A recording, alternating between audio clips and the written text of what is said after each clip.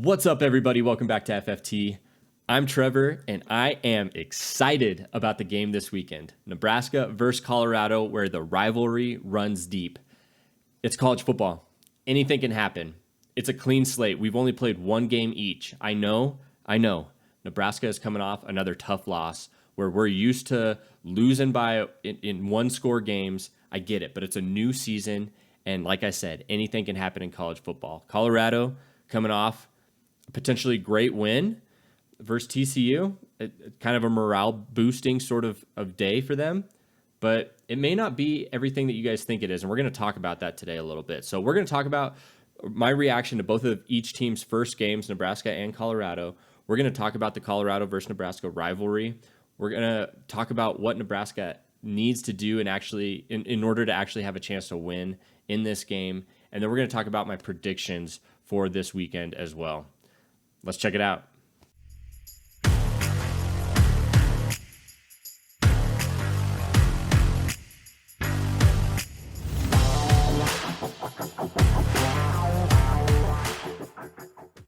All right, let's talk Colorado first. They come off a huge win week one. They were only predicted to win 3 to 4 games this year. Their line was 3.5 games going into week one. And they pulled out all the stops for the TCU game, week one. And here's the thing. Colorado going into this game had the most media coverage, advertising, publicity that I've seen of any college team going into the regular season. It was crazy. They were everywhere. The Colorado TCU game was getting more hype than the college game day teams of North Carolina and South Carolina. It was everywhere. You couldn't go online or watch TV without seeing it everywhere. Coach Prime being part of this team is a game changer, and I get that. But the win against TCU, I don't think it was as big as everyone thinks it is. They beat a team that was at the national championship game last year. Granted, I'll give them that. But the players that they played, only a handful of them were even at that original game or at that national championship game. So beating a team that was ranked 17th, by the way, people already knew. You don't go play in the national championship and then be ranked 17th going into the regular season. People knew that this was not the same team that played last year. But they beat them. They beat a ranked team in TCU, and now Colorado is ranked 22nd in the AP poll going into week 2. They played a tremendous game. They were down a lot and kept their composure and came back and won that game hands down. I'll give it to them. But I don't think that this Colorado team is necessarily as good as people are saying. They're better than what people predicted. I'll give them that. Absolutely, they are. They showed that they can compete, and they can compete at a high level and when the pressure is high. So absolutely. But here's the thing. I think that win against TCU was absolutely a morale boost, but we'll really see if Colorado is the real deal once we start getting into the regular season. We've only played one game, so let's talk about Nebraska now. Nebraska played a heartbreaking loss to Minnesota. Last seconds of the game, typical Nebraska fashion, you can say at this point. But we knew going into this game that Nebraska was in a rebuild stage. So I told my family, context is everything. Man, if we had been losing this entire game and came back and almost won in the last seconds, I believe that the feel would be a lot different towards Nebraska. Even if we lost in that way, everyone right now, the narrative would be, man, Nebraska almost beat Minnesota, rather than Nebraska was beating Minnesota this entire time, and of course we figured out a way to lose. So I get it.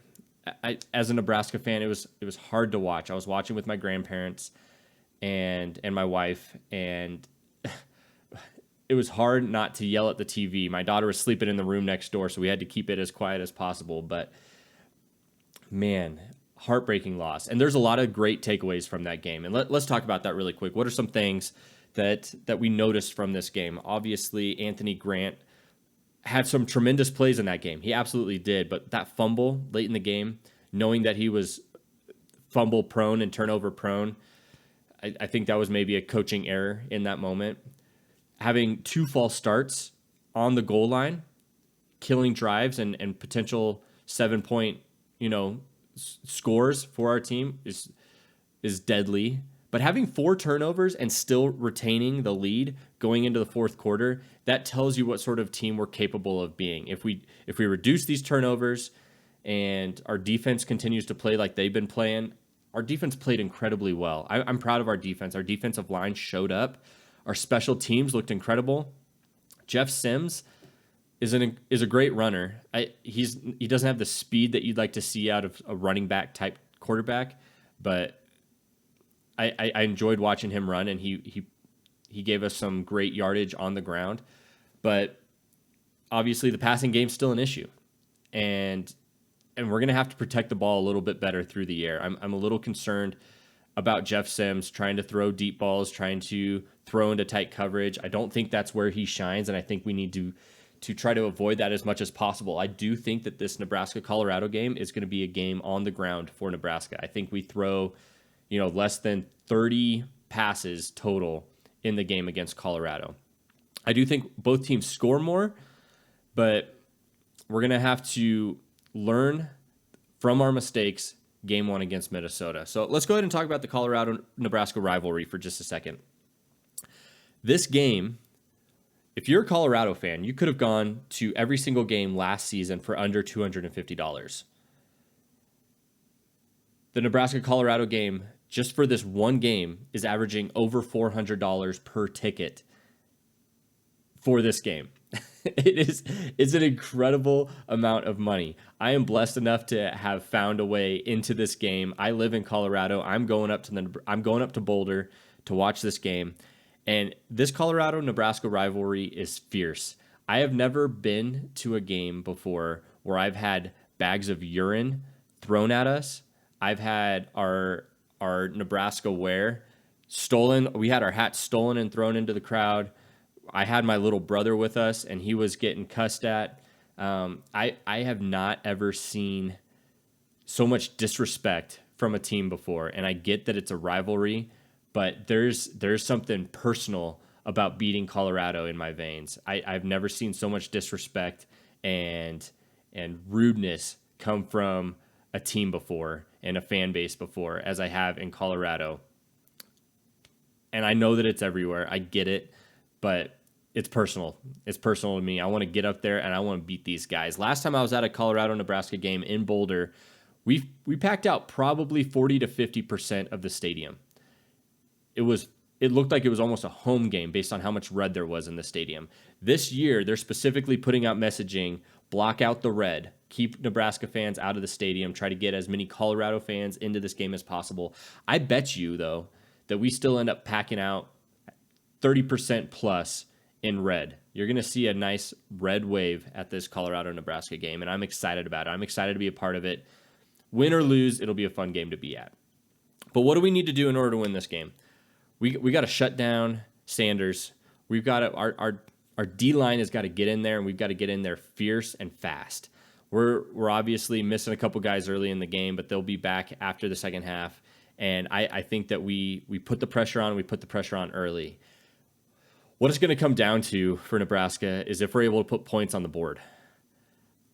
If Colorado is able to shut down the run, which is what I think we're going to be doing the majority of the time in Boulder, it's going to be a hard day for Nebraska because we're not going to be getting our points through the air. We're not going to be getting our first downs through the air consistently, at least. I'd love to see Gabe Ervin have an incredible game. I think he showed great spurts in the Nebraska-Minnesota game, and I want to see him continue to thrive in this game. I hope he gets more play time, and I hope Coach Rule gives him that and respects that, especially after Anthony Grant fumbling in that first game. So I want to see Gabe Ervin show up, and I think it'll happen. I'm excited to see our run game this week, but I think that's where the victory comes from, is on the ground. So my prediction for this game, Nebraska versus Colorado, I think that Nebraska wins 30-27. It's going to be a higher scoring game than Nebraska versus Minnesota, but we've seen that Colorado is capable of scoring, and I think Nebraska, if we eliminate these turnovers and we eliminate these false starts on the goal line, Nebraska should have won, beaten Minnesota 21-3, easy last week. But based on the turnovers and the false starts when they mattered, it set us back a lot. So if we eliminate those errors coming into this Nebraska-Colorado rivalry, anything can happen in college football. But that's it, guys. I appreciate you checking out this video. Please let me know if you guys agree or disagree with anything that I said in either the predictions or anything else in the video. Leave a comment down below. And please like and subscribe this video if you guys want to see some more FFT content. I cover fantasy football and also the Nebraska Cornhuskers. I'll be bringing out a video after the game with sort of my reaction. And hopefully we can be celebrating a huge Nebraska victory together. But until then, I'll catch you guys later. Go Big Red.